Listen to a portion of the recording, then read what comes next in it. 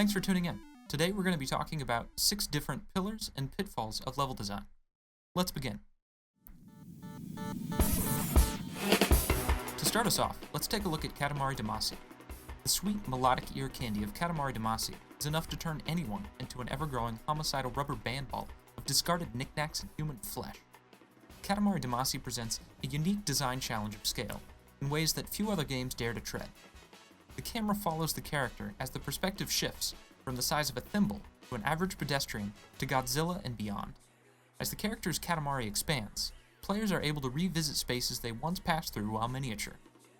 The difficulty in the design of such spaces lies in how the same location provides visual interest and consistency as well as interactivity given the exponential growth of the character's size.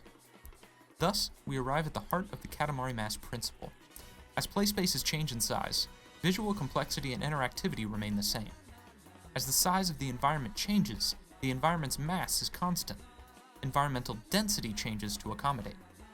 In the real world, it would make sense that visual complexity remains constant across spaces of equal volume, not of equal mass.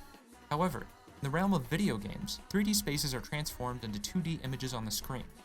As such, large areas are presented with the same amount of screen real estate as small areas.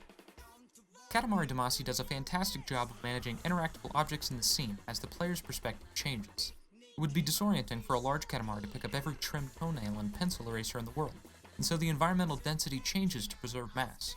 This results in a similar degree of interactivity and visual complexity, never allowing the player to feel either overwhelmed by the environment or left in an empty space. While Katamari Damacy presents a seemingly unique case of design, the Katamari mass principle applies to all level design. An example of a game that suffers for not abiding by this design principle can be seen in the Halo series. Halo 4 is a gorgeous game, and is a great showcase for just how far along the Halo series has developed visually. However, as levels open up into large spaces, the visual complexity of the environment matches the complexity of the small spaces by volume, not by mass. This leaves many of the game's larger environments feeling cluttered and difficult to parse. By comparison, Halo 2 abides by the Katamari mass principle more effectively. Environments accommodate for the larger spaces with a lower level of visual density, providing a clearer sense of direction and promoting player navigation. The next pillar we'll discuss is the Nemesis Principle. Named after Shadow of Mordor's Nemesis enemy system, the Nemesis Principle focuses on the importance of how characters inhabit the world. The Nemesis Principle states that enemies belong to, shape the game world in the same way that allies do. Shadow of Mordor's greatest innovation is the excellent interweaving of antagonist narrative into the game's mechanics. Enemies that are spared by the player later return to the game world with additional strengths and weaknesses.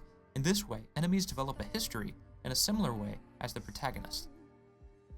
Games have long been developing strategies for narrative, dialogue, and interpersonal relationships. Games like Mass Effect demonstrate the depth and significance that player relationships can have, how those relationships take the player to places significant to their allies. On an even more extreme level, Persona 4 builds entire dungeons according to the main character's allies' fragile psyches. By traversing these environments, the characters develop their narratives and the main character gains followers. As wonderfully rich and deep as these games are, this design direction begs the question, what about the enemies? Enemies are just as much a part of the world as the player's allies, and in many cases a much bigger part. While Shadow of Mordor represents one of the largest and most direct steps forward in recent gaming history to recognizing the design leeway with enemies in the world, Borderlands 2 brings one of the most iconic video games villains of all time, Handsome Jack. Borderlands 2 wisely develops its main antagonist not only through narrative, but also through level design. Later in the game's story, players venture to the City of Opportunity.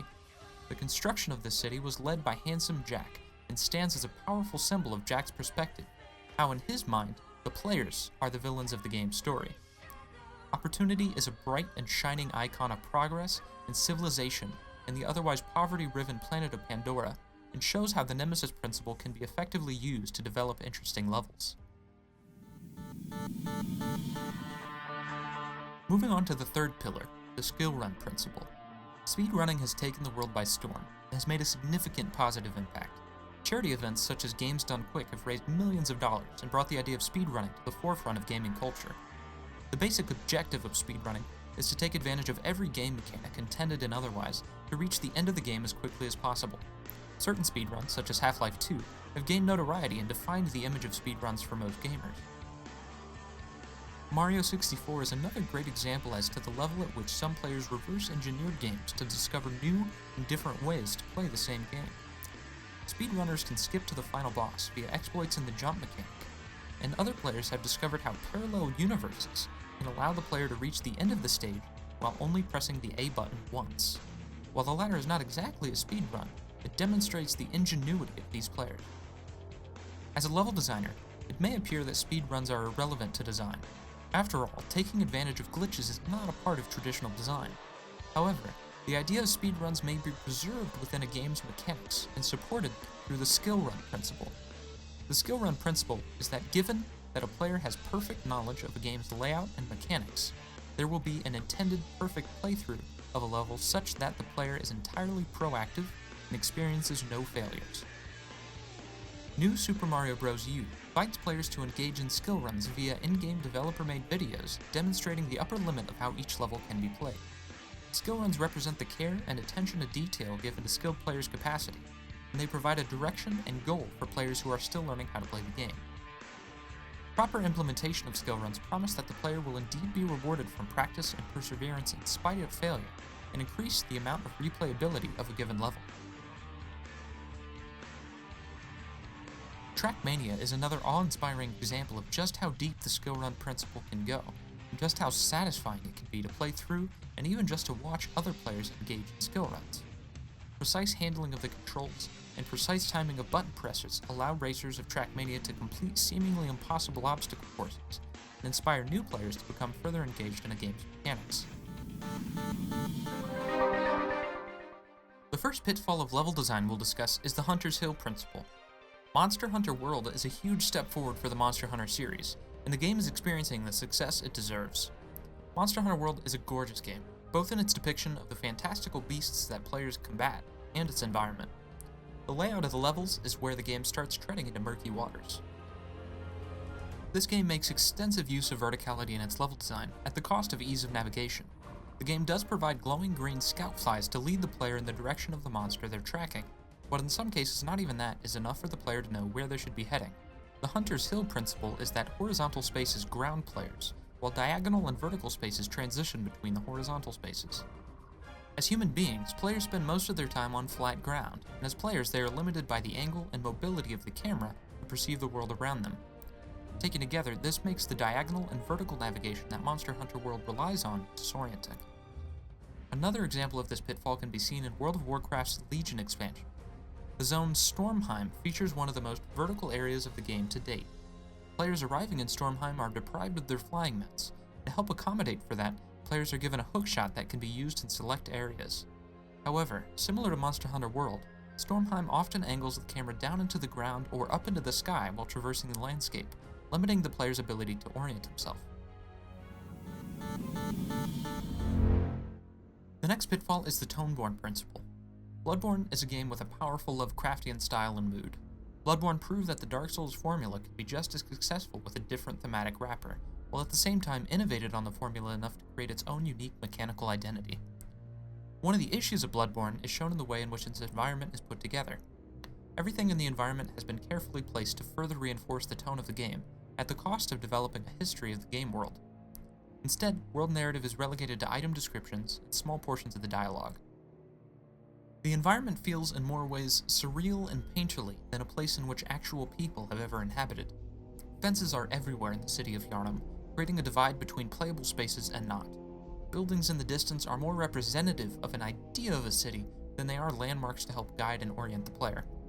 Enemies are placed in ways that don't contribute to enemy psychology as much as they feel like a level designer decided to place them there. Bloodborne begs the questions of how and why this game world came to be, but focuses heavily on the tone at the cost of answering those questions.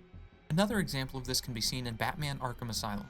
One of the stealth mechanics of the game is to hide up on gargoyles and swing from gargoyle to gargoyle to take out enemies from above.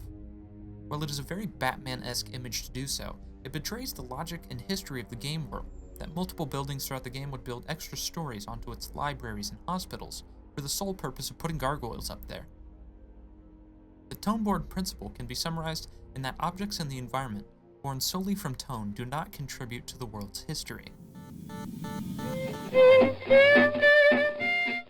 final pitfall for this video is the window principle. You may hear the name of the principle and think it's a metaphor for something about player perspective, but in the case of BioShock, it means literal windows.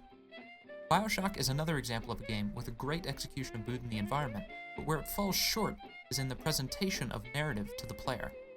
The ways in which the player interacts with other meaningful characters is mostly just one way, through a window. Windows are shown to be destructible except for the case in which there is meaningful dialogue happening through them. The story of the game would be drastically different if not for the ultimate enemy of BioShock, windows. One character is exposed to poison gas behind a window, preventing you from saving her. Other characters defend dialogue sequences by waiting behind windows until they're ready to be able to interact with. By framing all of the game's important narrative developments behind a window, BioShock forces players into a passive role when consuming the story, even when they are supposed to be feeling the most active. Thus, the window principle is that the level will be structured to involve the player in the development of the narrative, and not force the player to observe the narrative from behind a window. The window principle is a metaphor in the case of Outlast, a game in which important character interactions are handled via first-person cutscenes. They promote a feeling of helplessness, but can ultimately prove frustrating that the character does not abide or support the player's reactions to game events. Those were 6 pillars and pitfalls of level design. What do you think about these principles? Can you think of any games that practice these principles? Let me know in the comments, and thanks for watching.